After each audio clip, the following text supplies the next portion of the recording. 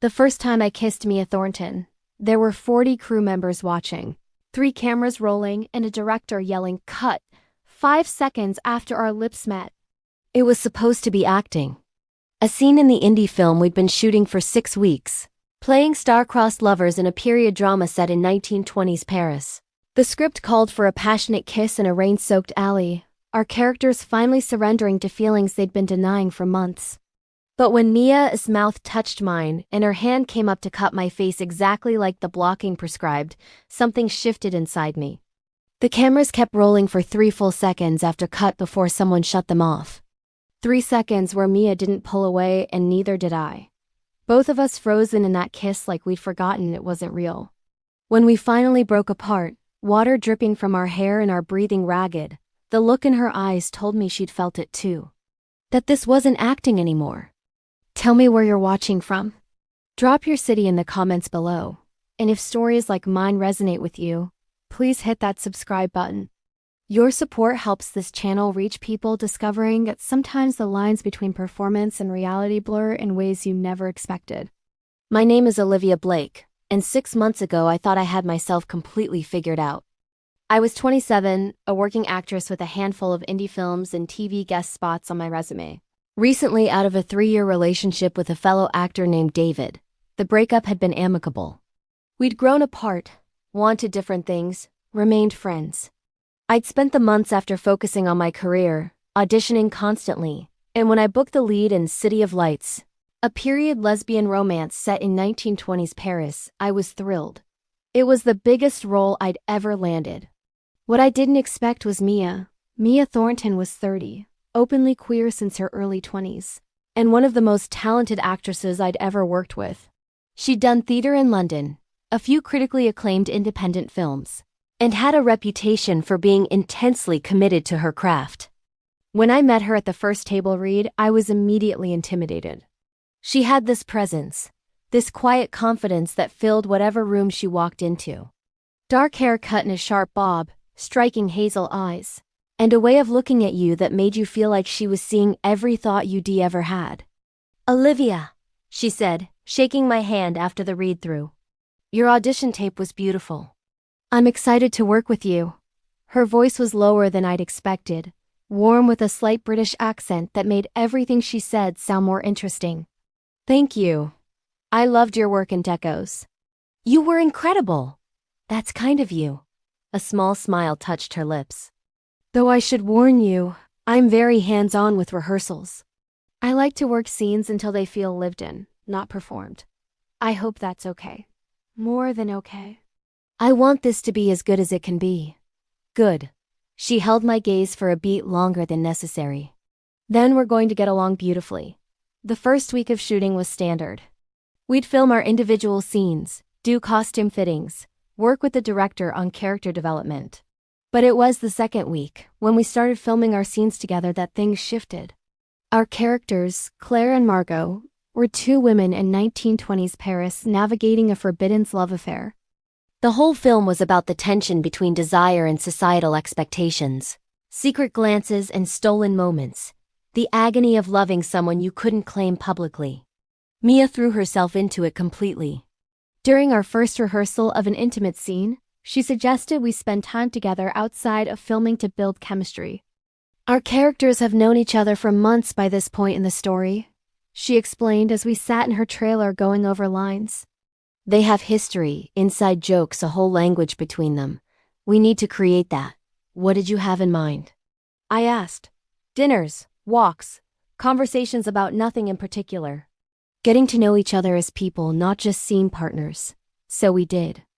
We'd grab dinner after long shooting days, sitting in quiet restaurants talking about our families, our childhoods, what drew us to acting. Mia told me about growing up in Manchester, about coming out to her traditional parents at 21, about the girlfriend who'd broken her heart 2 years ago and left her hesitant to trust anyone since. I told her about my small-town upbringing in Oregon, about the pressure to be perfect, about David, and how the end of our relationship had felt more like relief than sadness. "Why relief?" Mia asked one evening over wine at a bistro near the set. "Because I'd been pretending for so long that I'd forgotten what not pretending felt like." The admission surprised me. I'd never said it out loud before. Pretending what? That I was happy. That the relationship was working. That I was the person everyone expected me to be. Mia studied me with those penetrating eyes. And who are you when you're not being what's expected? I don't know yet. Still figuring that out. That's brave, she said softly. Most people never even try. Something about the way she looked at me in that moment made my chest feel tight, like she was seeing something I hadn't let anyone else see. As filming progressed, our on-screen chemistry became undeniable. The director kept saying it, the crew whispered about it, and I could feel it every time Mia and I worked together. There was an electricity between us that felt dangerous and thrilling. The scene where our characters danced at an underground club, bodies pressed close, Mia's hand on my waist. The quiet moment in a cafe where our fingers brushed reaching for the same cup. Every interaction felt charged with something real beneath the performance. 3 weeks into shooting, we had to rehearse the kiss scene. The big one. The moment our characters finally stopped fighting their feelings and surrender. We'd done stage kisses before, quick pecks that read on camera but meant nothing. But this was different. This was supposed to be passionate, desperate, the kind of kiss that changes everything. Let's run it a few times, the director said. Get comfortable with the blocking. Mia and I stood in the alley set, artificial rain machines ready to soak us. She stepped closer, her hand coming up to my face exactly as the blocking specified. Ready? She asked quietly, so only I could hear. I nodded, not trusting my voice. The first rehearsal kiss was professional, technically correct but safe. More, the director called. These are 2 women who've been denying this for months. They're drowning in it. Show me desperate. We tried again. This time, Mia's hand slid into my hair, pulling me closer. Her lips moved against mine with more intensity, and I felt my body respond in ways that had nothing to do with acting. My hands found her waist, clutching the period costume like I was afraid she'd disappear. Better, the director said. But I need to see complete surrender. Like nothing else in the world exists. One more rehearsal. When Mia kissed me this time, something inside me broke open. Her mouth was soft and demanding all at once. Her body pressed against mine, and I forgot we were on a set. I forgot there were people watching. I forgot this was supposed to be pretend. I kissed her back like I meant it. Because somewhere in the past 3 weeks, without fully realizing it, I'd started falling for my co-star. When we broke apart, Mia's eyes were dark and searching. Olivia, she breathed. Yeah? That was ... double quote she didn't finish. Just looked at me like she was trying to figure out a complicated equation. Filming the actual scene was torture.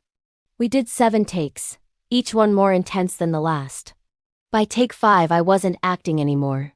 I was just kissing Mia because I wanted to, because the taste of her lips and the feel of her hands on me had become the only thing that felt real. When the director finally called cut and declared it perfect, Mia and I stood there in the artificial rain, staring at each other while crew members hurried around us.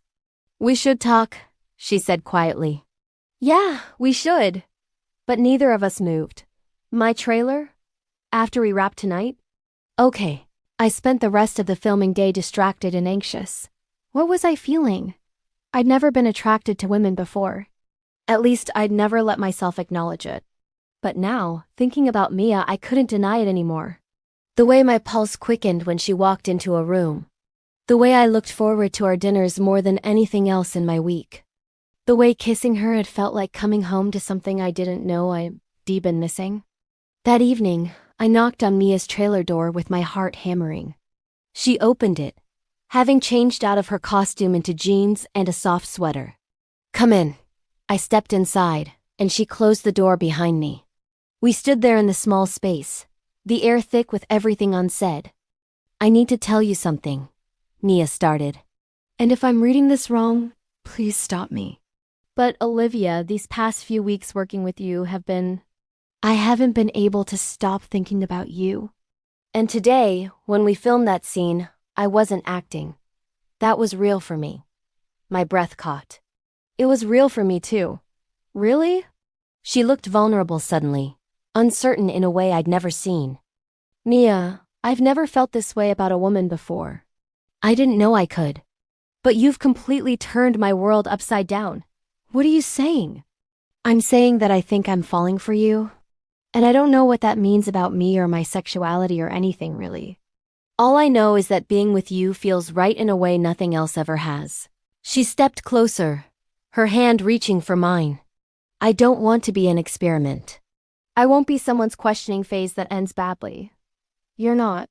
This isn't about experimenting. It's about you specifically. You're brilliant and kind and you see me in ways no one else does. I don't care that you're a woman. I care that you're you. Mia searched my face for a long moment. Then she leaned in slowly, giving me every chance to pull back. When I didn't, she kissed me softly, sweetly, nothing like the desperate passion we'd filmed earlier. This was tender and questioning and full of promise. I've wanted to do that since the table read, she murmured against my lips. Why didn't you? Because you were straight. Because you were my co-star. Because I was terrified. I'm terrified too. But I'd rather be terrified with you than safe without you. We kept our relationship quiet for the remaining 4 weeks of filming. It wasn't about shame. We just wanted something that was ours, private and real, before the world got involved. We'd finish shooting, then go back to one of our apartments and talk until dawn. Mia was patient as I navigated this new understanding of myself, never pushing, always there. I learned that questioning my sexuality at 27 wasn't too late. That all the times I'd felt disconnected from relationships with men made sense now. That love doesn't follow the rules we set for it. When filming wrapped, we had to decide what came next. The movie wouldn't premiere for 6 months. We could keep hiding or we could be brave. I want to be with you publicly, I told Mia one night in her apartment. I know that means coming out. I know it might affect my career. But I'm done living for other people's expectations. Are you sure? Once you do this, you can't take it back. I don't want to take it back. You're the best thing that's ever happened to me. The night of the film premiere, we walked the red carpet together. Not as co-stars, but as partners. We held hands, posed for photos, and answered questions honestly when reporters asked about our relationship. Some people were supportive. Others made cruel comments. But standing there with Mia's hand in mine, I'd never felt more myself. That was 3 years ago. City of Lights was a critical success, earning both of us the best reviews of our careers. More importantly, it opened doors instead of closing them.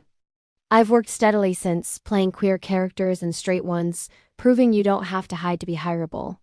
Mia and I bought an apartment in London, adopting a rescue dog we named Chaplin.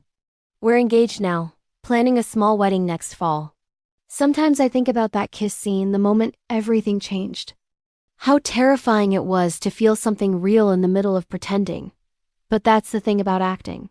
Sometimes, in the process of pretending to be someone else, you discover who you actually are. And sometimes, the person you were supposed to be falling for on screen becomes the person you actually fall for in real life. If you've ever discovered something about yourself while playing a role you thought you understood, if you've ever found love in the last place you expected, if you've ever been brave enough to stop performing and start living, I want to hear your story. Tell me in the comments where you're watching from, and please subscribe to help these stories reach people who need to know that it's never too late to become who you really are. Thank you for being here, for listening, for believing that authenticity is always worth the risk.